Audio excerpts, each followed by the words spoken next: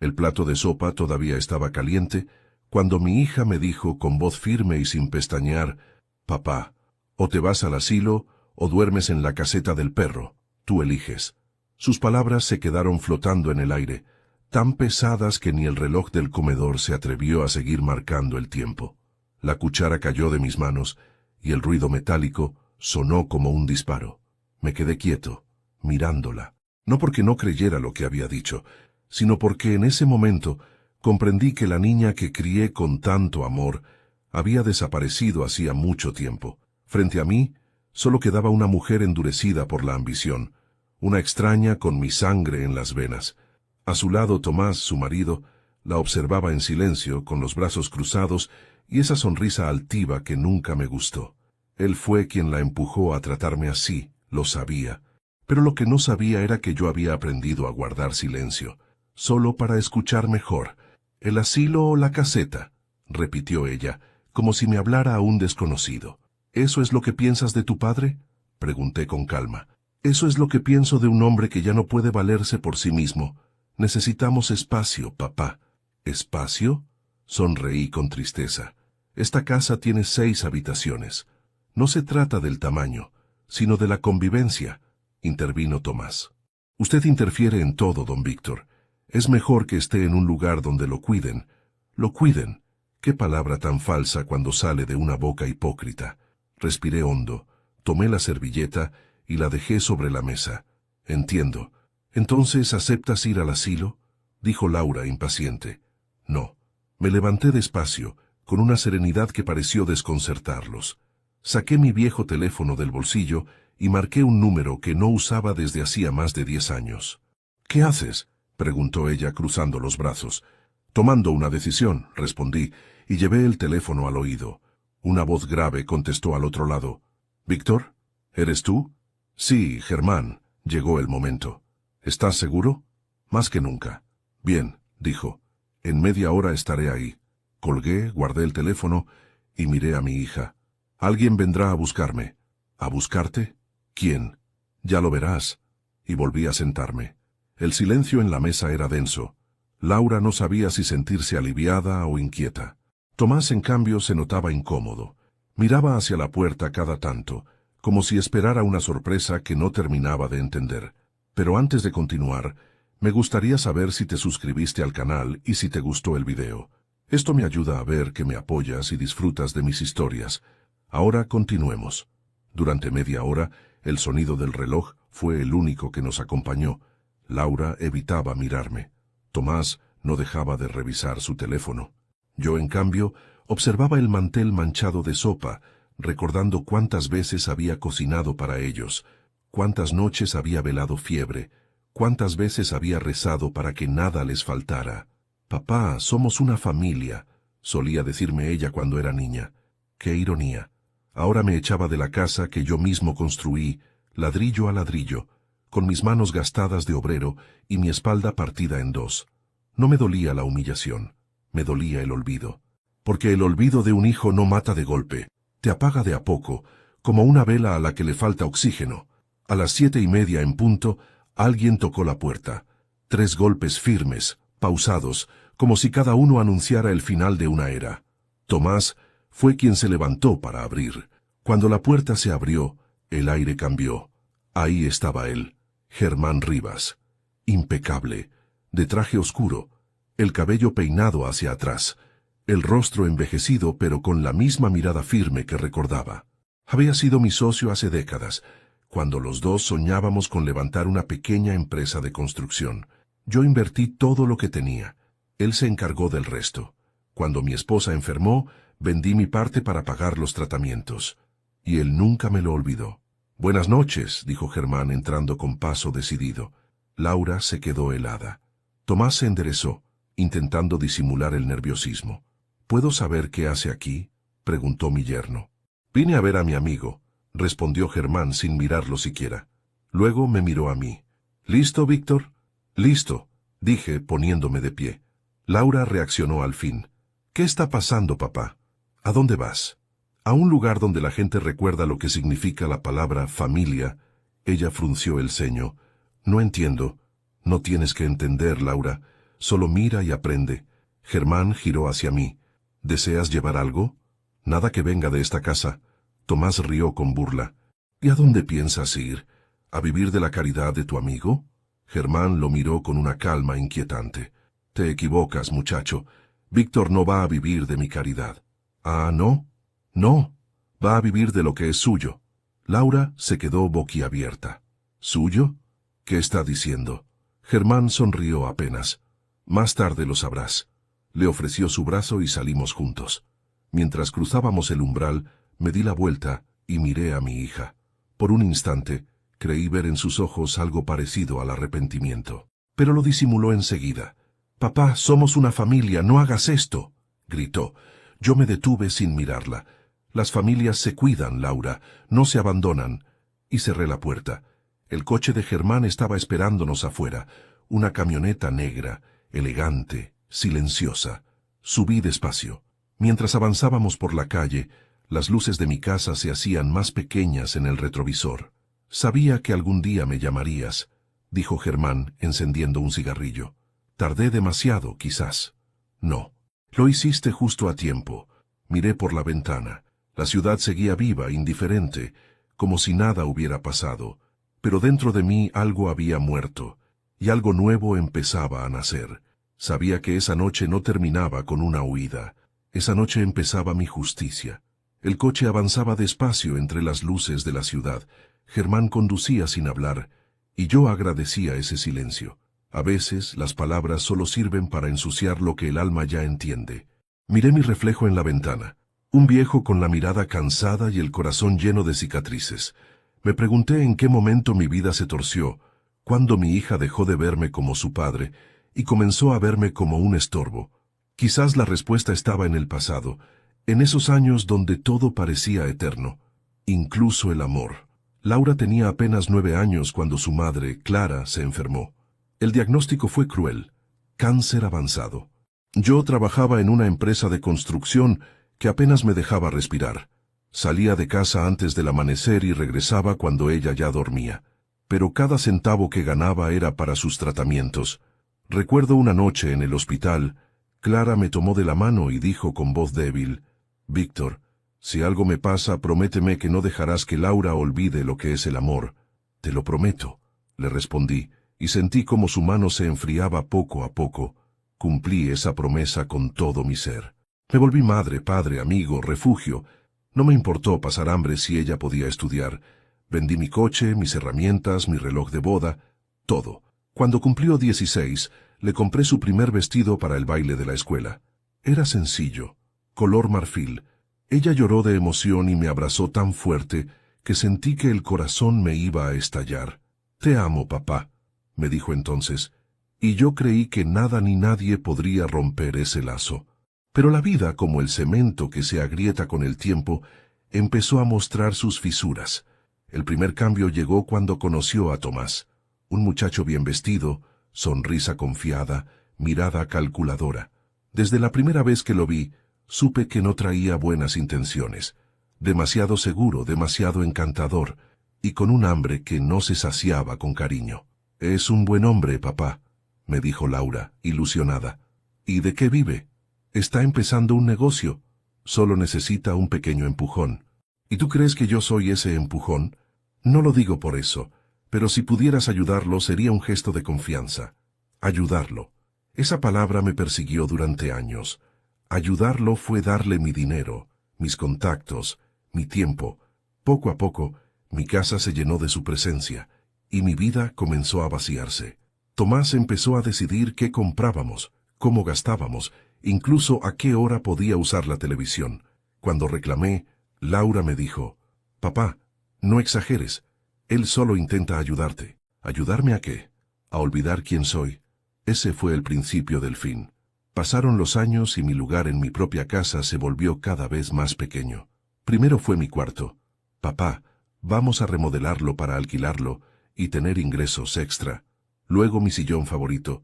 «Papá, ese mueble ya está viejo, lo tiramos». Y finalmente, mi opinión. «Papá, deja de meterte en nuestras decisiones». No me di cuenta de que, mientras más callaba, más desaparecía. Hasta que un día escuché, sin querer, una conversación que me rompió el alma. No podemos seguir así, decía Tomás. Tu padre nos retrasa todo. Es mi padre, respondió Laura, con un tono cansado. Un padre que no trabaja, que ocupa espacio, que cuesta dinero. No digas eso.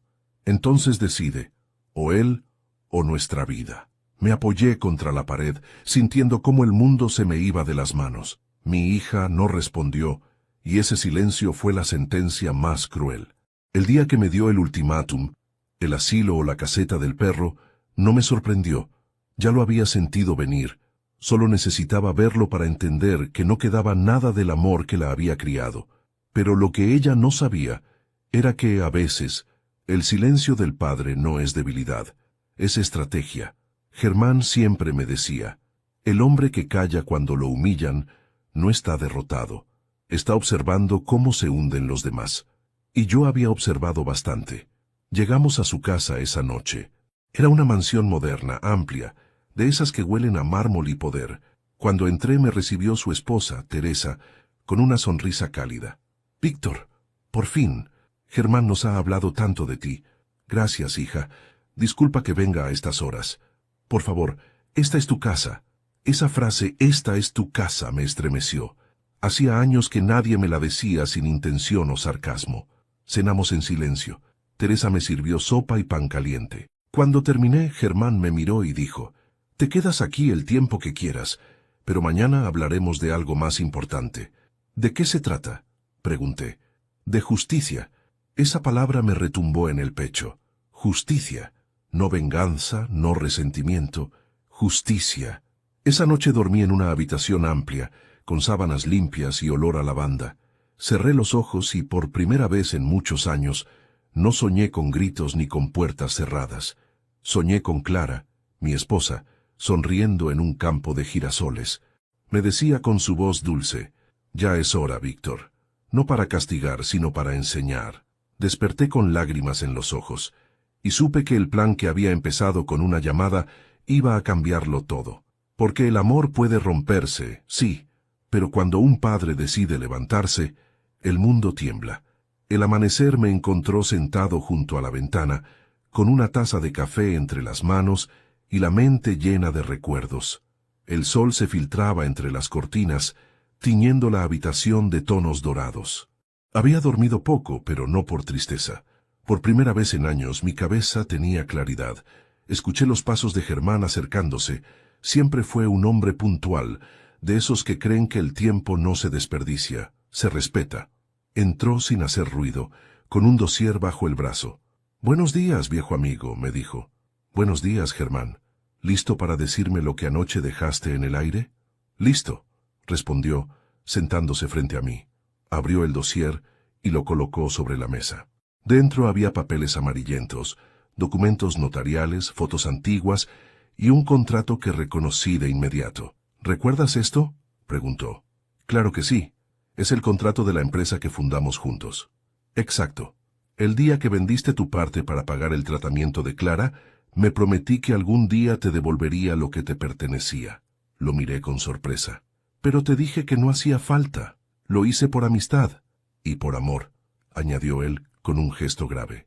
«Pero el amor no se paga con palabras, Víctor. Se honra con actos». Sacó otro documento y lo deslizó hacia mí.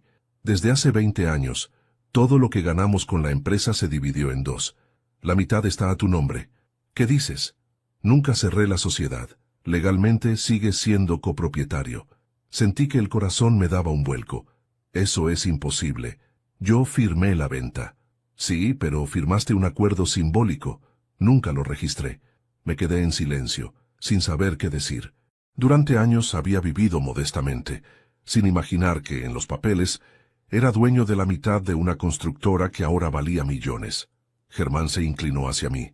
«Tu hija y su marido creen que te vencieron, pero el poder real no está en el dinero que robaron con mentiras, sino en lo que tú puedes decidir ahora».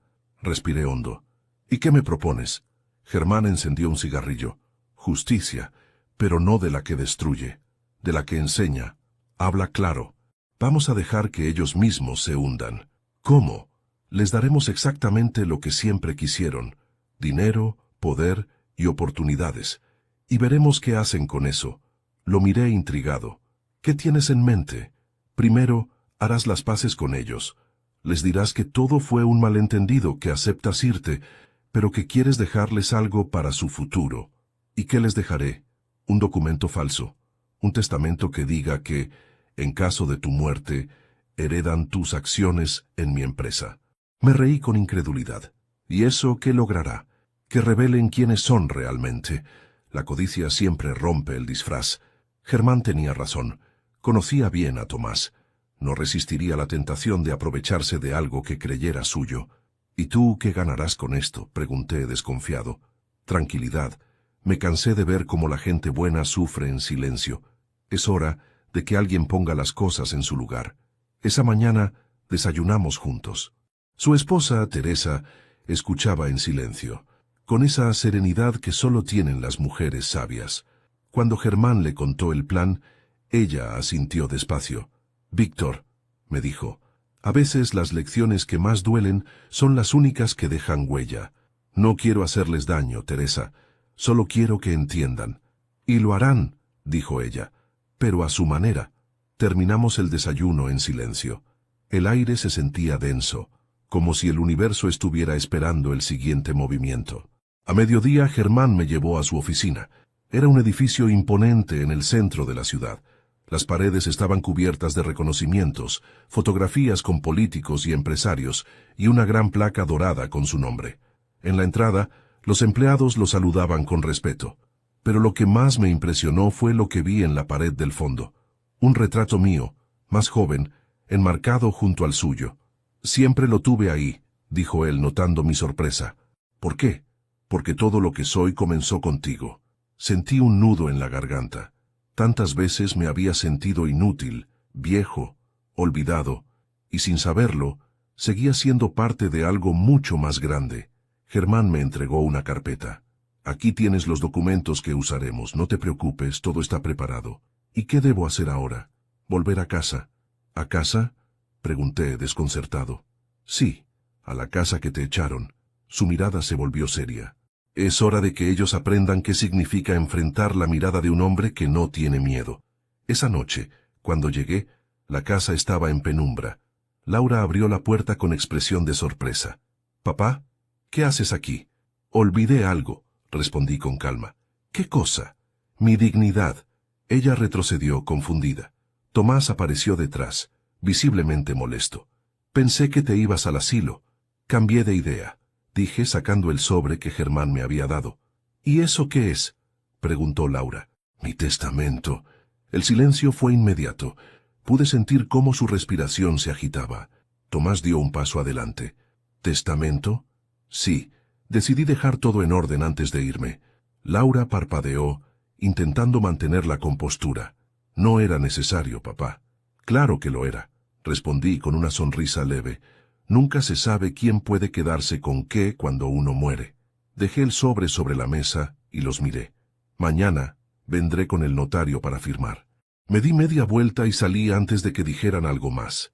Cerré la puerta despacio, y mientras bajaba los escalones, supe que el juego había comenzado. Esa noche, desde la ventana del coche, miré la casa iluminada. Vi sombras moviéndose dentro. Sabía que no podían esperar hasta mañana para abrir el sobre, y esa ansiedad sería el principio de su caída. Porque la peor trampa no es la que se tiende con odio, es la que se construye con verdad. A la mañana siguiente, me desperté antes del amanecer. El aire olía a tierra húmeda y café recién hecho. Germán ya estaba de pie, revisando unos papeles en el comedor de su casa. Llevaba ese semblante tranquilo que siempre escondía algo calculado detrás. «¿Dormiste bien, Víctor?», me preguntó. «Demasiado bien. Hace años que no descansaba así». «Perfecto», dijo él sirviéndose una taza, «porque hoy empieza la verdadera prueba». Me tendió un sobre cerrado. «¿Qué es esto?». «Una copia exacta del testamento falso que dejaste anoche en casa. No lo abrirán sin antes investigar, ya lo verás». «¿Y qué harán?». «Lo que hace todo ladrón antes de robar, asegurarse de que la víctima no los esté mirando». Sonreí. Sabía exactamente lo que quería decir. Mientras tanto, en mi vieja casa, el ambiente debía ser una tormenta contenida. Puedo imaginar a Laura nerviosa, caminando de un lado a otro, con el sobre en las manos. Tomás, en cambio, más frío, más calculador. No tiene sentido esperar al notario, le habrá dicho él. Hay que saber ya qué dice. Pero Tomás, si mi padre lo descubre, tu padre es un viejo senil. Si realmente tiene algo a su nombre, ese papel es nuestra oportunidad. Años de matrimonio con él habían convertido a mi hija en su reflejo, una mujer que ya no sabía diferenciar entre amor y conveniencia. Según me contó Germán más tarde, a las 9 de la mañana ya habían llamado a su oficina. ¿Quiénes son?, le preguntó su secretaria. Laura y Tomás Morales, respondieron. Y él, sin vacilar, dijo, diles que los recibiré a las 11. Yo observaba todo desde lejos, estacionado frente a la plaza, con los vidrios del coche semiabiertos. Germán entró a su edificio escoltado por 2 empleados. Llevaba un traje gris y esa expresión que mezclaba poder y cortesía, el tipo de presencia que impone respeto antes incluso de hablar. 2 horas después, supe que ellos ya estaban en camino. Laura llevaba un vestido elegante, el mismo que solía usar para eventos de sociedad, aunque su rostro delataba una noche sin dormir. Tomás, en cambio, caminaba con el pecho inflado y los ojos brillando de codicia. Cuando entraron al despacho de Germán, él se levantó y los saludó como si no supiera nada. «Buenos días. ¿En qué puedo ayudarlos?», preguntó con amabilidad medida. Tomás se aclaró la garganta. «Venimos en representación de mi suegro, el señor Víctor Morales». «Ah, sí», respondió Germán con una sonrisa apenas perceptible. «No me dijo que enviaría representantes». «Bueno, ya sabe, está mayor», añadió Tomás haciendo una pausa fingida, pero quería confirmar algunos detalles sobre su sociedad. Germán lo observó sin decir nada, disfrutando del silencio incómodo. Luego, con calma, tomó su pluma y escribió algo en un papel. «¿Sociedad? ¿De qué está hablando? Mi suegro fue su socio, ¿no es así? Hace muchos años, tal vez». «¿Por qué lo pregunta?». Laura intervino con una sonrisa nerviosa. «Anoche nos dejó un documento, un testamento.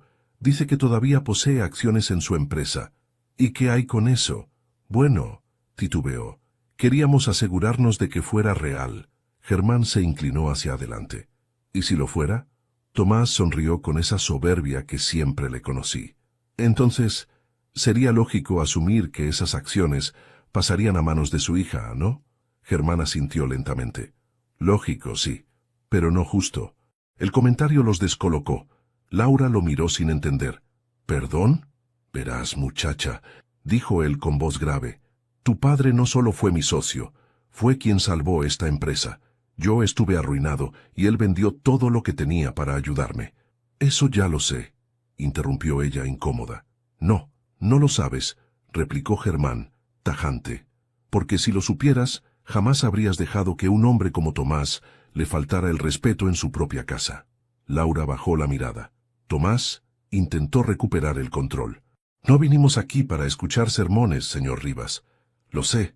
Vinieron a buscar herencia». El silencio se hizo espeso. Germán se levantó despacio y caminó hasta la ventana. «Miren, jóvenes, mi empresa no es un juego, y si tuvieran un poco de sentido común, entenderían que el dinero que no se gana con esfuerzo se convierte en veneno». Tomás apretó los puños. «¿Nos está amenazando?». «No», respondió Germán, volviéndose hacia ellos. «Los estoy advirtiendo». A las 11:30 salieron de la oficina con el orgullo herido y la curiosidad aún más despierta. Germán los había tratado con cortesía, pero había dejado caer suficientes frases para mantenerlos en vilo. Justo lo que necesitábamos. Cuando me llamó más tarde para contarme, su voz sonaba divertida. «Son peores de lo que imaginaba». «¿Tanto así?». «Sí.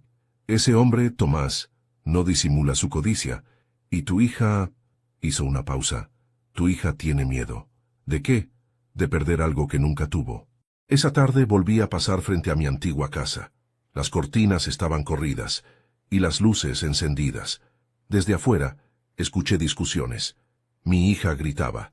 Tomás golpeó algo. No podía escuchar las palabras, pero no necesitaba hacerlo. Sabía que el dinero, incluso el imaginario, había comenzado a dividirlos. Sonreí para mis adentros. No porque disfrutara su conflicto, sino porque sabía que esa grieta sería la puerta por la que entraría la verdad. Al anochecer, Germán me llamó otra vez. Todo está listo, Víctor. Mañana los invitaremos a cenar. ¿Aquí? Sí. Quiero que escuchen de mi propia boca lo que tú realmente posees. ¿Y qué poseo, Germán? Pregunté, aunque conocía la respuesta. Él rió. Más de lo que imaginas, viejo amigo. Entonces, ¿cuál es el plan? Dejar que la verdad caiga sobre ellos como un espejo, y ver si tienen el valor de mirarse. Colgamos. Me quedé mirando el cielo. La noche estaba clara, las estrellas brillaban, y el aire tenía ese silencio que precede a los grandes cambios. Sabía que, a partir de mañana, nada volvería a ser igual, ni para ellos, ni para mí. La noche siguiente, Germán organizó la cena. Su casa, elegante pero sobria, se iluminó con lámparas de luz cálida que daban al ambiente un aire solemne, casi teatral. Yo llegué temprano. Matilde, la ama de llaves, terminaba de colocar los cubiertos. Todo debía ser perfecto, porque esa cena no era un encuentro familiar, era una trampa envuelta en buenos modales. Germán, impecable como siempre, revisaba los últimos detalles. ¿Seguro que estás listo para esto, Víctor?, me preguntó. Más que listo, le respondí. Solo me preocupa verla. ¿A Laura? Asentí. No la odio, Germán. Eso sería fácil. Lo que siento es más complejo. Decepción, pena y una pequeña esperanza de que aún quede algo de la hija que crié. Germán sonrió. Entonces esta noche sabremos si esa esperanza vale la pena. A las 8 en punto, un coche estacionó frente a la casa. Desde la ventana los vi bajar. Laura con un vestido negro sencillo, el rostro maquillado con discreción. Tomás con traje oscuro, sonrisa falsa y el mismo brillo ambicioso en los ojos. Matilde abrió la puerta y los condujo al salón. «Buenas noches», dijo Laura mirando a su alrededor. «¡Qué casa tan hermosa!». «Gracias», respondió Germán dándole la mano. «Me alegra que hayan venido». Luego se giró hacia mí. «Supongo que no esperaban verlo tan pronto, ¿verdad?». El silencio se volvió incómodo. Laura tragó saliva. Tomás fingió cortesía. «Buenas noches, don Víctor». «Buenas noches, Tomás». Nos dimos la mano. La suya estaba fría. Nos sentamos. La cena comenzó con una conversación ligera, pero la tensión se podía cortar con un cuchillo. Nadie se atrevía a hablar del motivo real de aquella reunión, hasta que Germán rompió el silencio. «Laura», dijo con voz serena, «tu padre me pidió que los invitara para aclarar algunas cosas». «¿Aclarar?», preguntó ella, fingiendo sorpresa. «Sí, sobre su participación en mi empresa». Los ojos de Tomás se iluminaron. «Ah, sí, ese tema…» Intentó sonar casual. Creíamos que todo eso ya no existía. Germán sonrió apenas. «Ah, pero sí existe». Su tono cambió. La amabilidad se volvió precisión quirúrgica. Sacó una carpeta de cuero y la colocó sobre la mesa. «Aquí están los documentos originales de la sociedad que fundamos hace más de 30 años». Laura lo miró con los ojos abiertos. «¿Entonces es cierto?». «Más que cierto. Tu padre sigue siendo copropietario». Tomás no pudo ocultar su sonrisa. «Eso es una excelente noticia, señor Rivas. Me alegra saber que todo está en orden». Germán lo observó fijamente. «¿En orden?». «No lo creo». «¿Por qué dice eso?». «Porque el orden se rompe cuando la gratitud desaparece». Silencio. Laura bajó la vista. Tomás intentó sostener la compostura. «No entiendo a qué se refiere». «Me refiero», dijo Germán con voz firme, «a que el dinero puede reconstruir una casa, pero no una conciencia». Laura respiró hondo. «Señor Rivas, con todo respeto, no creo que sea justo hablar así. No sabe por lo que hemos pasado». «Tienes razón, hija», intervine suavemente. «No sé por lo que han pasado, pero sí sé lo que yo pasé». La miré directamente a los ojos. «Te crié con mis manos. Vendí mis herramientas para pagar tu escuela. Me privé de comida para que tú tuvieras libros.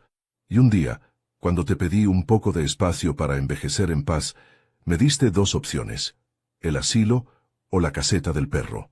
Laura cerró los ojos, como si mis palabras la golpearan. Tomás puso una mano sobre la suya, pero ella la apartó. «Papá», susurró, «yo…». «No hables todavía». Tomé aire. «No te traje aquí para humillarte. Te traje para que veas quién se convirtió en espejo de tu ambición». Germán se levantó y fue hacia un mueble lateral. Colocó sobre la mesa una caja de madera. Dentro Había fotografías antiguas, mi boda con Clara, los cumpleaños de Laura, los primeros planos de la empresa, todo mezclado con papeles notariales y recortes de periódicos. «Mira», dijo él abriendo una foto. «Este hombre, tu padre, fue quien me dio la oportunidad de levantarme cuando yo no tenía nada». «No tiene sentido revolver el pasado», replicó Tomás, incómodo. «Sí lo tiene», dijo Germán elevando la voz. «Cuando el pasado sirve para recordar quién merece respeto». Laura se levantó, temblando. «Papá, yo no sabía nada de esto». «No querías saberlo, hija. El amor te incomodaba cuando no servía para aparentar». El silencio que siguió fue pesado. Matilde trajo el postre, pero nadie lo tocó. Germán, sereno, miró a Tomás. «Sé lo que planeaban». Tomás palideció. ¿Qué dice? Creían que mi empresa pasaría a ustedes, ¿no? Que el testamento de Víctor les aseguraba una fortuna. Laura lo miró aterrada. «¿Cómo lo sabe?» «Digamos que tengo buenos oídos y mejores amigos», dijo, mirando hacia mí. Yo asentí lentamente. El documento que dejé en casa era una prueba. «¿Una prueba?», repitió Tomás. «Sí, quería saber si aún quedaba algo de amor en ustedes o si solo veían cifras». Tomás se levantó furioso. «Esto es una trampa». «No», respondí con calma. «Esto es la vida devolviéndote el reflejo de tus actos». Laura comenzó a llorar en silencio. Sus lágrimas me dolieron más que sus palabras de aquella noche. Se tapó el rostro murmurando: «Perdóname, papá. No sabía lo que hacía». «Sí lo sabías, hija», dije con tristeza. «Pero ahora entiendo que la culpa también puede ser una forma de aprendizaje». Germán se acercó y puso una mano en mi hombro. «La verdad ya se dijo, Víctor». Asentí. «Sí, pero no ha terminado». Los miré a los dos. «Mañana quiero que vuelvan a mi casa. Hay algo más que debo mostrarles». Laura levantó la mirada confundida. «¿Qué cosa?» «La verdadera herencia», respondí. Tomás intentó replicar, pero Germán lo detuvo con un gesto. «Le conviene escuchar», le dijo con voz firme. «A veces la fortuna más grande no viene en billetes, sino en lecciones que marcan la piel». Salieron de la casa sin decir una palabra. Yo los vi marcharse desde la ventana. Laura caminaba unos pasos detrás de su marido, con los hombros caídos. Tomás, en cambio, seguía erguido, con la furia contenida del que no acepta perder. Germán me miró y dijo: «Ahora empieza la segunda parte, Víctor». «¿Y cuál es?» «La más dura, dejar que el remordimiento haga su trabajo». Asentí. Sabía que tenía razón. A veces el castigo no necesita gritos, ni venganza, ni tribunales. Solo un espejo limpio y el silencio de la conciencia. El amanecer del día siguiente trajo consigo una calma engañosa. Desde la ventana de la habitación que Germán me había preparado, observé el jardín cubierto de rocío. La brisa era fresca, y sin embargo sentía el aire denso, cargado de presentimientos. Sabía que aquella noche sería decisiva, no solo porque la verdad saldría a la luz, sino porque pondría a prueba lo que aún quedaba de alma en mi hija. Germán entró al cuarto sin golpear, como hacía cuando trabajábamos juntos décadas atrás. «¿Listo para cerrar el círculo, viejo amigo?», preguntó con una sonrisa cansada. «Listo», respondí. «Pero no te niego que tengo miedo». «¿Miedo de qué?» «De ver que ya no queda nada bueno en ella». Germán dejó la taza de café sobre la mesa. A veces, para limpiar una herida hay que abrirla. Durante el día los preparativos se hicieron con precisión casi militar. Germán invitó a varios socios de la empresa, al notario que había conservado desde los años 80, e incluso a un par de periodistas locales para documentar el homenaje. Nadie sabía la verdadera razón de aquella cena, excepto nosotros dos. Matilde, la ama de llaves, fue quien me ayudó a vestirme. Mientras ajustaba el nudo de mi corbata me dijo: «Tiene usted un corazón noble, don Víctor, pero recuerde que los golpes más fuertes no los da el odio, sino la decepción». «Lo sé, hija. Y aún así, necesito que todo se sepa». A las 8 en punto los invitados comenzaron a llegar. El salón principal de la casa de Germán parecía un escenario de película.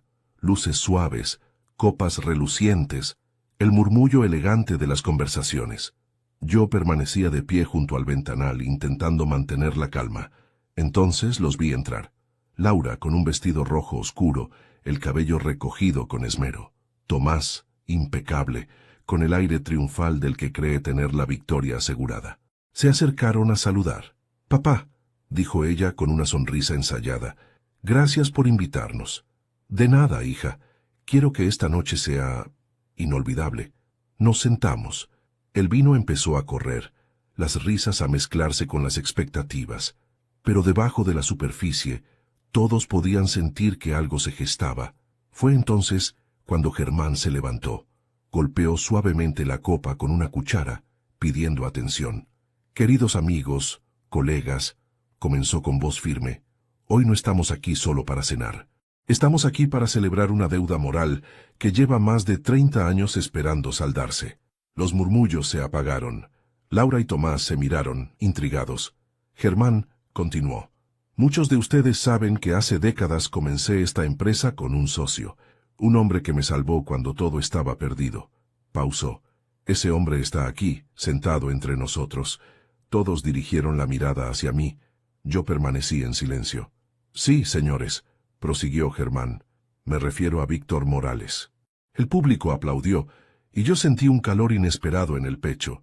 Germán siguió hablando. «Víctor nunca exigió nada, pero yo, como hombre de palabra, no podía morir tranquilo sabiendo que él aún figuraba como socio en los documentos, sin haber recibido lo que le correspondía». Laura apretó la servilleta entre los dedos. Tomás ladeó la cabeza, intentando procesar lo que escuchaba. «Por eso», dijo Germán alzando una carpeta, «he decidido transferir oficialmente la mitad de mis acciones de la empresa a nombre de Víctor Morales». El murmullo se transformó en sorpresa, y los aplausos llenaron el salón. Laura palideció. Tomás, en cambio, apenas pudo disimular la codicia en sus ojos. Yo observé sus rostros y supe que el juego acababa de cambiar. Durante la cena, los invitados se acercaban a felicitarme. Algunos recordaban viejas obras, otros me agradecían mi humildad ejemplar. Yo asentía, sonreía, pero mis pensamientos estaban en Laura. La veía en silencio, fingiendo sonreír mientras Tomás hablaba con Germán, intentando sonsacarle detalles.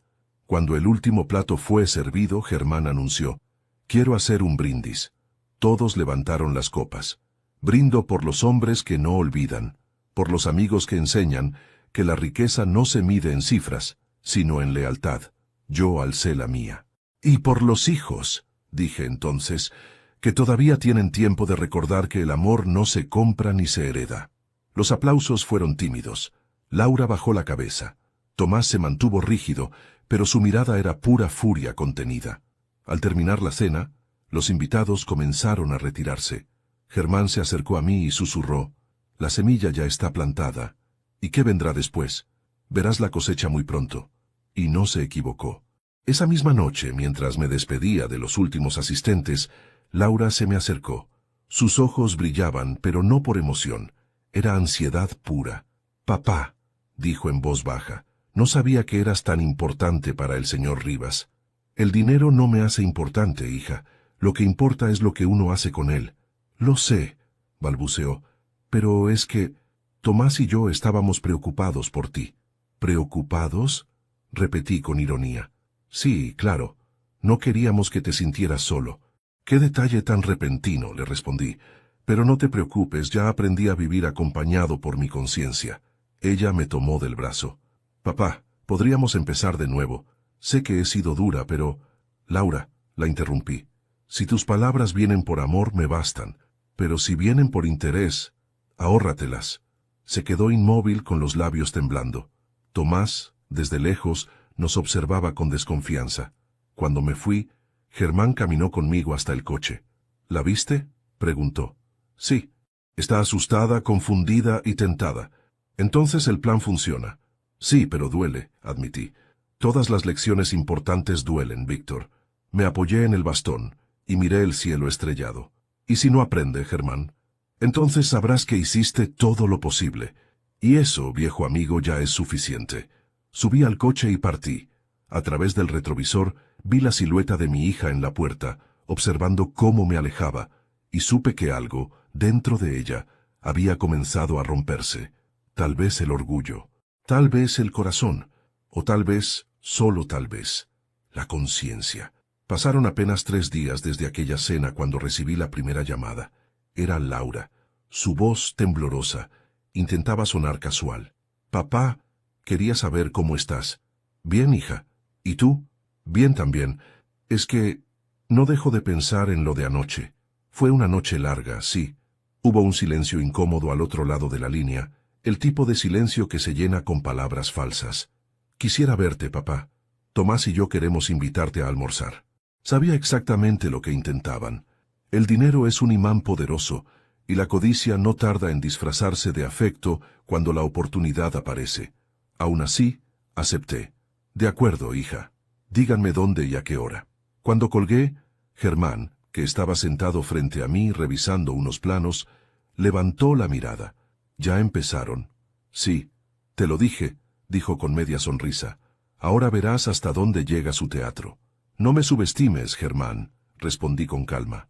Yo inventé ese teatro cuando fingía estar bien para que mi hija no me viera llorar. El restaurante que eligieron era uno de esos lugares que intentan parecer lujosos, pero esconden la vulgaridad detrás de la decoración moderna. Llegaron con 20 minutos de retraso. Laura me abrazó con una exageración que rozaba lo cómico. Papá, qué alegría verte. La alegría es mía, hija. Tomás estrechó mi mano. Don Víctor, dijo con una sonrisa forzada, me alegra que podamos hablar como familia. Eso espero, muchacho, respondí con una calma estudiada. Nos sentamos, pidieron vino, ensalada, carne. Yo apenas probé bocado, prefería observar. Laura hablaba de cosas triviales, el clima, el tráfico, los planes para redecorar la casa, pero de tanto en tanto dejaba escapar frases que delataban su verdadera intención. Papá, imagino que ahora tendrás muchos compromisos con la empresa. Algunos, sí. Debe ser agotador manejar tanto dinero a tu edad, añadió, con una sonrisa torcida. Tomás intervino enseguida. Sí, las decisiones grandes requieren ayuda. Gente de confianza, por ejemplo. Me tomé un segundo antes de responder. ¿Gente de confianza? Sí, repitió Tomás inclinándose hacia mí. Nosotros, por ejemplo. Ahí estaba. El disfraz empezaba a rasgarse. Ya veo, dije con serenidad. ¿Y qué tipo de ayuda ofrecen? Laura apretó su copa. Papá, no lo tomes así. Solo queremos acompañarte. No estás solo. No, hija, repliqué. Estoy más acompañado de lo que imaginas. Silencio. Germán tenía razón. La ambición siempre se delata a sí misma. Después del almuerzo, insistieron en acompañarme a casa. Acepté. Sabía que querían ver dónde vivía ahora, cuánto tenía, qué podían calcular. Cuando llegamos a la residencia de Germán, se quedaron boquiabiertos. ¿Vives aquí?, preguntó Laura asombrada. Por ahora, respondí, entrando con paso firme. Es enorme, dijo Tomás, mirando los cuadros. Un lugar digno de alguien importante. Matilde los recibió con amabilidad. Les ofreció café. Mientras lo preparaba, yo los observaba con distancia. Cada gesto, cada palabra, cada sonrisa era una estrategia. Laura tocaba los muebles. Tomás analizaba los detalles. No buscaban conversación. Buscaban estimar el valor de lo que podrían perder si no jugaban bien sus cartas. Papá, dijo ella finalmente, ¿has pensado qué harás con la empresa? No. Estoy evaluando opciones. Quizás podrías transferir parte de tus acciones a alguien de confianza, alguien de la familia. Interesante idea, respondí sin mirarla. Lo pensaré. Tomás asintió satisfecho. Creían que habían avanzado un paso, pero lo que no sabían era que Germán, desde su despacho, escuchaba cada palabra por el sistema de cámaras de seguridad. Cuando se fueron, Germán entró en el salón. Su expresión era una mezcla de decepción y serenidad. Ni 5 minutos tardaron en mostrar los dientes, dijo. Sí, pero aún no saben que están mordiendo una sombra. ¿Planeas seguir el juego? Hasta el final. Quiero que sean ellos mismos quienes pronuncien la sentencia. Germán sonrió. Entonces es hora de la segunda fase. ¿Cuál? La donación. ¿Qué donación?, pregunté intrigado. Mañana anunciarás públicamente que donarás parte de tus acciones a una fundación de obras sociales. ¿Y eso qué logrará? Desesperación. Cuando los avaros se sienten perder, se vuelven peligrosos y revelan todo. Esa noche no pude dormir. Miré una vieja foto de Laura de niña. Tenía 6 años y estaba sentada sobre mis hombros, riendo mientras la lluvia nos empapaba en el parque. Recordé su voz pequeña diciéndome, «Papá, cuando sea grande, te voy a cuidar como tú me cuidas». Cerré los ojos. El dolor no venía de la traición, sino del recuerdo de esa promesa rota. A la mañana siguiente hicimos el anuncio. Germán organizó una rueda de prensa en la sede principal de la empresa. Periodistas, cámaras, fotógrafos, todos estaban allí. Me entregó un discurso preparado, pero preferí hablar con el corazón. Durante años viví creyendo que había perdido todo, dije ante los micrófonos. Pero descubrí que la verdadera riqueza no se mide por lo que uno guarda, sino por lo que puede devolver al mundo. ¿Es cierto que donará sus acciones, señor Morales?, preguntó un periodista. Sí, las transferiré a una fundación que llevará el nombre de mi difunta esposa, Clara, para ayudar a jóvenes sin recursos a estudiar ingeniería. Los aplausos llenaron la sala. En la primera fila, Laura y Tomás, con rostros petrificados, intentaban sonreír para las cámaras. Yo, desde el podio, los observé sin rencor, pero con una claridad brutal. Sabía que esa sonrisa suya no era orgullo, era miedo. Cuando todo terminó, Germán me tomó del brazo y susurró, «Ya está hecho». «Sí», respondí, mirando a mi hija entre la multitud. «Ahora solo queda ver hasta dónde están dispuestos a llegar». Esa noche, cuando regresé a casa, mi teléfono vibró. Un mensaje nuevo, de Laura. Decía, «Papá, tenemos que hablar. Es importante». Sonreí con tristeza. El juego continuaba. Y esta vez, ellos mismos iban a cavar su propia tumba moral. El mensaje de Laura llegó a las 11 de la noche. No pude dormir después de leerlo. «Papá, tenemos que hablar, es importante». Ninguna palabra más, ningún tono que indicara si era preocupación o estrategia. Solo esa frase que, viniendo de ella, podía significar cualquier cosa. Al amanecer, le conté a Germán. «Sabía que lo harían», dijo mientras se servía café. «El dinero se les escurre entre los dedos, y la desesperación no tarda en morder. ¿Qué hago? Recíbelos. Pero no solo. ¿Quieres estar presente? No. Esta vez será tu escena. Yo solo observaré desde lejos». Y así fue. Laura llegó a media tarde. Tomás venía detrás, con ese aire de quien entra a un terreno que no le pertenece, pero actúa como si fuera suyo. Matilde los recibió con cortesía, aunque sus ojos los atravesaban. «Pasen. Don Víctor los espera en el salón». Los vi entrar y supe que traían un guión ensayado. Laura caminaba despacio, como si quisiera medir mis reacciones. Tomás la seguía con una carpeta bajo el brazo, fingiendo serenidad. «Papá», comenzó ella, «gracias por recibirnos». «Siempre recibo a mi familia, hija», respondí sin levantarme del sillón. «Vinimos a hablar de la fundación», añadió Tomás con su tono meloso. «Nos parece un proyecto noble, pero creemos que podrías necesitar ayuda para manejar todo eso». «¿Ayuda?», pregunté fingiendo sorpresa. «Claro, es mucho dinero, mucha responsabilidad. No querrías que algo saliera mal». Laura asintió. «Papá, no queremos que nadie se aproveche de ti. Podríamos ayudarte a administrar los fondos, tú sabes, para que todo sea transparente». «¿Transparente?». La ironía casi me hizo reír. «Entiendo», dije. «¿Y qué proponen exactamente?». Tomás abrió la carpeta. «Hemos redactado un documento de gestión conjunta. Tú mantendrías la dirección honoraria, pero nosotros nos encargaríamos del manejo diario». Lo observé sin interrumpirlo. El papel tenía mi nombre impreso en letras grandes. Era un contrato disfrazado de nobleza. En cuanto lo firmara, todo el dinero de la fundación pasaría a sus manos. «Veo que han trabajado duro», dije cruzando las manos. «Queremos hacerlo por ti», respondió Laura. «Por mamá, por mamá». Usar el nombre de Clara fue el golpe más bajo. Sentí un nudo en el pecho. «¿Por mamá?», repetí lentamente. «Sí», dijo ella, casi llorando. «Siempre quisiste que su recuerdo quedara vivo. Y ahora ustedes quieren ser sus herederos morales. ¡Qué gesto tan generoso!».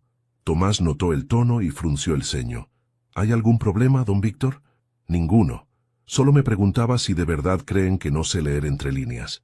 Laura me miró confundida. «¿Qué quieres decir?». «Quiero decir que acaban de intentar robarle a un viejo lo único que le queda, su dignidad». El silencio cayó como un golpe seco. Laura temblaba. Tomás intentó mantener el control. No es lo que piensas, don Víctor. Entonces explícame. Queríamos ayudar, solo eso. ¿Ayudar? ¿Con cláusulas legales, firmas ocultas y comisiones? Sus rostros se descompusieron. Tomás apretó los dientes. No íbamos a hacerte daño. Ya lo hicieron. El día que me llamaron carga. El día que mi hija me echó de mi casa. Laura rompió a llorar. Papá, yo estaba confundida. No, hija, dije poniéndome de pie. Estabas ciega. Pero no por amor, por ambición. Ella se llevó las manos al rostro. Tomás intentó acercarse, pero di un paso atrás. ¿Sabes qué es lo más triste, Tomás? Que creíste que tu inteligencia bastaría para esconder tu codicia, pero la codicia no se disfraza, se huele. No tienes pruebas, escupió él. No necesito pruebas, repliqué con calma. Tengo memoria. Entonces sonó un leve chasquido. Germán entró en la habitación despacio, sosteniendo su teléfono. Oh, las pruebas no faltan, dijo con una sonrisa gélida. Tomás palideció. ¿Qué significa esto? Significa, dijo Germán, que acabo de grabar toda la conversación. Levantó el dispositivo. Cada palabra, cada mentira. Laura se giró hacia mí, aterrada. Papá, por favor, no hagas esto. ¿Esto? ¿Decir la verdad? Pregunté. No lo entiendes, dijo ella sollozando. Si esto sale a la luz, perderemos todo. Todo lo que no era suyo, aclaró Germán. Tomás intentó recuperar el control. Podemos negociar, dijo nervioso.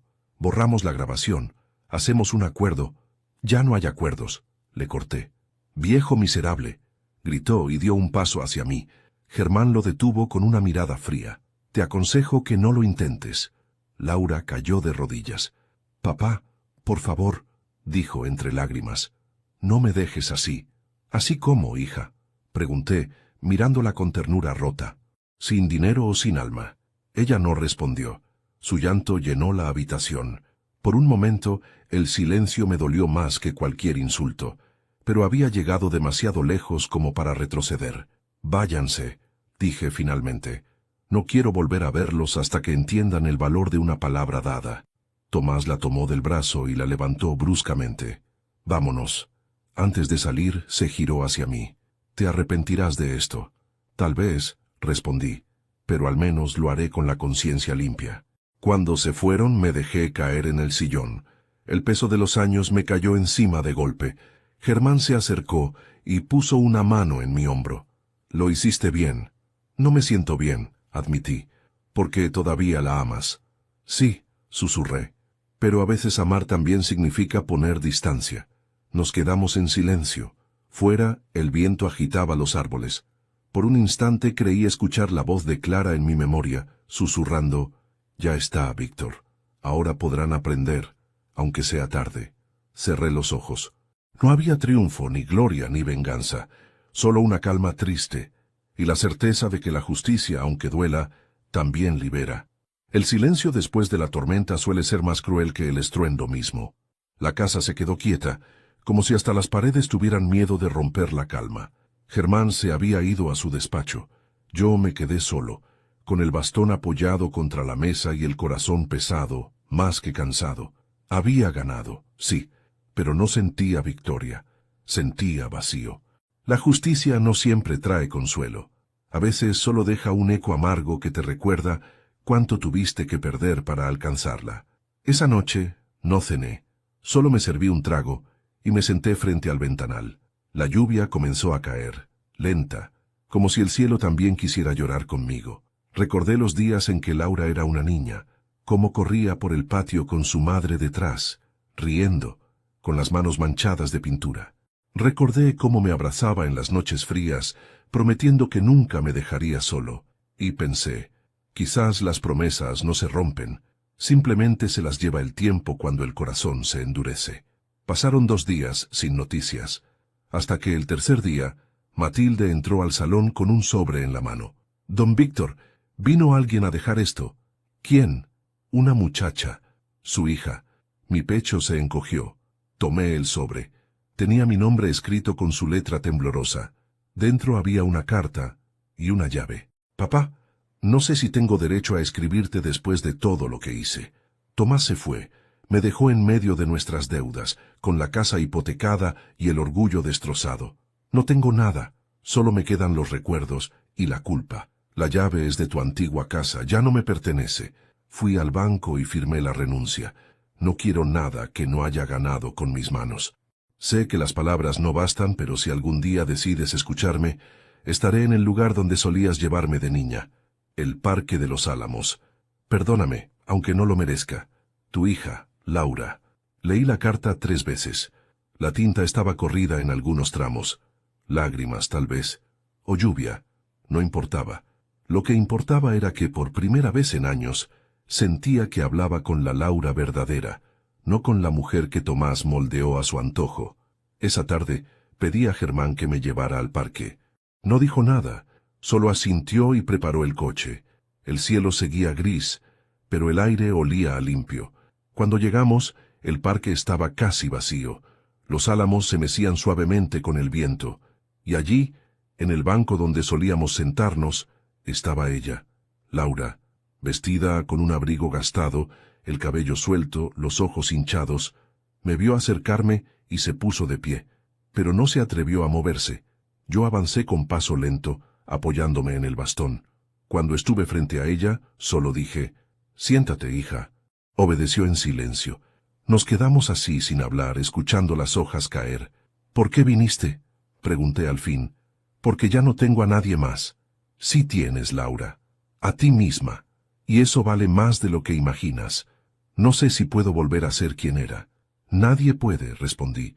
«Pero uno puede empezar desde otro lugar». Ella lloró, sin esconderse. Yo la dejé llorar. No dije nada. A veces, el perdón comienza con el silencio. Cuando se calmó, me mostró un pequeño cuaderno. «Escribí algo», dijo temblando, «sobre ti, sobre mamá, sobre lo que aprendí. ¿Puedo leerlo?» «No, todavía no. Quiero terminarlo primero. Quiero que tenga sentido». Asentí, y en ese momento vi a mi hija como hacía años no la veía. Humana, no perfecta, no fuerte, sino frágil y consciente de su fragilidad. Y supe que algo dentro de mí se abría de nuevo. «¿Dónde estás viviendo?», pregunté. «En un pequeño cuarto, cerca del mercado. Trabajo en una tienda. ¿Necesitas ayuda?» «No quiero dinero, papá». «No hablé de dinero», respondí. «Hablé de compañía». Ella me miró con los ojos llenos de culpa. «¿Aún puedes quererme después de todo?» No dejé de hacerlo nunca. Sus manos buscaron las mías. Eran las mismas manos que un día me apartaron, y ahora temblaban pidiendo abrigo, y yo sin pensarlo las tomé, no porque olvidara, sino porque entendí. El sol comenzaba a ponerse. Germán, a lo lejos, observaba desde el coche. Laura se recostó sobre mi hombro, como cuando era niña. «¿Crees que mamá me perdonaría?», susurró. «Tu madre tenía un corazón inmenso, pero el perdón no viene de los muertos, hija. Viene de lo que hacemos después de reconocer que fallamos». Ella asintió, y entonces, con una voz casi rota, dijo, «Quiero empezar de nuevo, papá». «Entonces empieza. ¿Puedo volver a verte?» «Cuando quieras». Regresé esa noche con el corazón distinto, no más ligero, pero sí más vivo. Germán me escuchó en silencio mientras le contaba todo. Cuando terminé, dijo, «¿Y la perdonaste?» «No lo sé, Germán». «¿Cómo que no?» «Creo que el perdón no es una puerta que se abre de golpe, es un camino. Y hoy apenas di el primer paso. Antes de dormir, volví a leer su carta. La guardé en el cajón junto a una foto de Clara. «Lo hiciste bien, amor», murmuré al retrato. La enseñé con dureza, pero con amor. Apagué la luz. Por primera vez en mucho tiempo, no soñé con dolor ni con traición. Soñé con un banco bajo los álamos, con una hija llorando y un padre que, pese a todo, seguía creyendo en ella. Porque a veces, la venganza más grande no es destruir al que te hizo daño, sino obligarlo a mirarse en el espejo y aprender a ser mejor. Amaneció con un silencio distinto, de esos silencios que no duelen, sino que anuncian algo nuevo. El sol se filtraba por las cortinas de mi habitación, y el olor del café recién hecho me recordó que aún estaba vivo, que la vida seguía, y que, de alguna manera, había vuelto a tener sentido. Me senté despacio al borde de la cama. El cuerpo me pesaba, pero el alma estaba en calma. Pensé en Clara, en cómo solía despertarme con la frase que más extraño en el mundo. Víctor, no te acostumbres al dolor. No fuiste hecho para sufrir, sino para enseñar. Quizás por eso seguía aquí. No para cobrar cuentas, sino para dejar una lección que sobreviviera a mis errores y a los de quienes amé. Después de lo sucedido con Laura, Germán insistió en que tomara un descanso. Te hace falta aire limpio, lejos de todo, me dijo una mañana, mientras revisaba papeles en su despacho. ¿Y tú crees que uno puede alejarse del pasado solo respirando distinto? Le respondí, medio en broma. No, pero puedes aprender a convivir con él sin que te ahogue. Tenía razón. Por eso acepté su propuesta de pasar unos días en la casa de campo, esa que hacía años no visitaba. Antes de irme, decidí escribirle una carta a mi hija. No una carta de reproches, sino una de testamento emocional. Porque el dinero puede dividir, pero las palabras, si son honestas, pueden sanar. Querida Laura, no sé si estas líneas te encontrarán bien. No escribo para juzgarte, sino para explicarte lo que el tiempo me enseñó. Cuando tu madre murió, creí que mi propósito era protegerte del dolor, pero al hacerlo, te protegí también de la verdad, que el amor sin límites a veces destruye lo que intenta salvar. Te di todo, hija, y en ese todo olvidé dejarte espacio para equivocarte sin miedo. No te culpo por haberte perdido. Todos lo hacemos alguna vez. Lo importante no es cuánto caemos, sino si somos capaces de mirar hacia arriba. Si alguna vez dudas de quién eres, busca el reflejo en los ojos de quien te perdona, no en los de quien te adula. No heredarás mi fortuna, pero sí algo más valioso. Mi nombre. Cuídalo. Con amor, tu padre. Dejé la carta en el escritorio, dentro de un sobre sellado. Luego salí al jardín. El aire olía a tierra húmeda y hojas secas. A lo lejos, el coche de Germán esperaba. Matilde se acercó para despedirse. ¿Volverá pronto, don Víctor?, preguntó. No lo sé, hija. A veces uno no vuelve. Solo aprende a quedarse en paz donde está. El camino hacia la casa de campo era largo y sinuoso. Los árboles formaban un túnel natural, y el sonido del viento entre las ramas me trajo una paz que había olvidado. Cuando llegamos, el portón de madera seguía igual, viejo con las iniciales de Clara y las mías talladas en el centro. B&C. Era nuestro símbolo de amor eterno. La casa, aunque cubierta de polvo, estaba intacta. Cada habitación guardaba un pedazo de historia. La cuna de Laura, la guitarra de Clara, las cartas que solíamos escribirnos en tiempos de juventud. Al recorrer los pasillos, sentí que la memoria me abrazaba sin reproche. Encendí la chimenea y me quedé mirando el fuego. Pensé en lo que había pasado, en cómo el dolor me había empujado a trazar un plan tan frío, y, sin embargo, ese plan había devuelto a mi hija su humanidad. Paradójico, sí, pero la vida está llena de paradojas que solo el tiempo aclara. Pasaron 3 días en silencio. Germán me llamaba a diario. ¿Cómo te sientes?, preguntaba. En paz, respondía siempre. Hasta que una mañana, Matilde me informó que Laura había ido a buscarme. Está aquí en la entrada, dijo con voz baja. Parece distinta. Salí al porche. Allí estaba, de pie, con un ramo de flores silvestres en la mano. Sus ojos ya no tenían brillo de vanidad, sino de alguien que había llorado demasiado. Papá, su voz era apenas un susurro. ¿Puedo pasar?, asentí. Caminamos hacia el interior sin hablar. Ella colocó las flores sobre la mesa. Son del jardín de mamá, dijo. Las reconocí. Nos sentamos junto al fuego. Durante unos minutos solo escuchamos el crepitar de la leña, hasta que ella rompió el silencio. Leí tu carta. ¿Y qué sentiste? Vergüenza y alivio. El alivio llega cuando el alma deja de mentirse, respondí. Sus ojos se llenaron de lágrimas. Papá, quiero hacer algo con la fundación, no para redimirme, sino para honrarla. ¿Qué tienes en mente? Quiero trabajar en ella, no como heredera, sino como voluntaria. Quiero empezar desde abajo. La miré en silencio. No era la voz de la mujer altiva que un día me llamó viejo egoísta. Era la de la niña que un día me prometió cuidar de mí. Y sentí que Clara, desde donde estuviera, sonreía. Entonces hazlo, dije. ¿De verdad me dejarías? No tengo nada que dejarte, hija. Solo la oportunidad de hacerlo bien.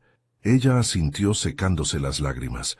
Por primera vez en mucho tiempo, no me habló de dinero ni de culpas. Me habló de propósitos. Y supe que, finalmente, estaba despertando. Esa tarde, Germán llegó sin avisar. Traía consigo unos documentos. Interrumpo algo importante, lo sé, dijo, pero esto no podía esperar. ¿Qué es? Pregunté. La formalización legal de la Fundación Clara Morales. Quiero que tú y Laura firmen juntos como representantes. Laura lo miró emocionada. Yo también. Sí, hija, dije. Es momento de que te ganes tu lugar. Firmamos los papeles. Cuando terminé, Germán me miró con una mezcla de orgullo y melancolía. Sabes, viejo amigo, no todos tienen el valor de perdonar sin olvidar. No es valentía, le respondí. Es amor que aprendió a ponerse límites. Pasaron las semanas. La fundación comenzó a funcionar. Laura trabajaba cada día, supervisando becas, ayudando a jóvenes que no tenían recursos para estudiar. A veces la observaba desde lejos, hablando con los estudiantes, y veía en sus gestos el reflejo de su madre. Esa ternura silenciosa que cura sin palabras. Tomás, su exmarido, desapareció del mapa. Nunca volvió a buscarla, y ella no volvió a mencionarlo, como si, al perderlo, hubiera recuperado algo que valía infinitamente más, su dignidad. Un día, mientras revisábamos los informes de la fundación, Laura me trajo una caja. Esto es para ti, papá. ¿Qué es? Mi cuaderno. El que te dije que estaba escribiendo. Lo abrí. En la primera página, un título. El hombre que me enseñó a perder sin odiar. Comencé a leer. Cada palabra era un retrato de lo que habíamos vivido, contado desde sus ojos. No era una historia de culpa, sino de aprendizaje, de una hija que se equivocó, de un padre que supo esperar. Al terminar, levanté la mirada. Ella estaba allí, sonriendo entre lágrimas. ¿Te gusta? Preguntó. Es la herencia más hermosa que podrías haberme dado. Los meses siguientes fueron los más tranquilos de mi vida. La casa de campo se llenaba de risas, de jóvenes agradecidos, de vida. A veces, por las tardes, Laura y yo caminábamos juntos entre los álamos del sendero. Ella me tomaba del brazo y me hablaba de sus planes para el futuro. Quiero abrir un programa de mentoría, decía, para que los muchachos no solo estudien, sino que aprendan lo que mamá siempre decía, que el valor de una persona no está en lo que tiene, sino en lo que da. Entonces hazlo, hija, le respondía, y hazlo a tu manera. Y cada vez que la veía sonreír, entendía que la vida, incluso en su crueldad, sabe cerrar los círculos con delicadeza. Una tarde, mientras el sol caía, Germán me encontró sentado en el porche. ¿En qué piensas?, me preguntó. En que ya no me queda mucho tiempo, pero por fin sé qué dejaré atrás. ¿Y qué es eso? Una historia que termina bien. Nos reímos los dos. Él sacó su pipa, yo mi bastón, y nos quedamos mirando el horizonte en silencio. Después de tantos años de lucha, entendí algo simple. No existe justicia sin compasión, ni redención sin dolor.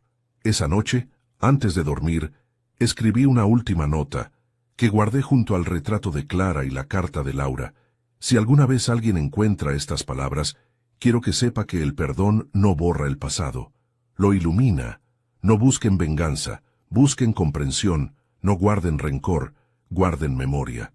Y cuando la vida los hiera, recuerden, el amor no siempre salva, pero siempre enseña. Apagué la lámpara. El fuego crepitaba en la chimenea. Afuera, los álamos susurraban como si el viento repitiera mis pensamientos. Cerré los ojos, y por primera vez en mucho tiempo no sentí miedo ni tristeza, solo gratitud, porque había comprendido que mi mayor fortuna no era el dinero, ni la empresa, ni los papeles firmados, sino el haber recuperado a mi hija, el haber dejado en el mundo algo más que una historia, una enseñanza, un legado, y así termina mi historia, no con un final perfecto, sino con un corazón en paz, porque a mis 70 años aprendí que los hijos no siempre son como uno los sueña, pero el amor de un padre verdadero nunca se jubila, solo se transforma, en herencia del alma.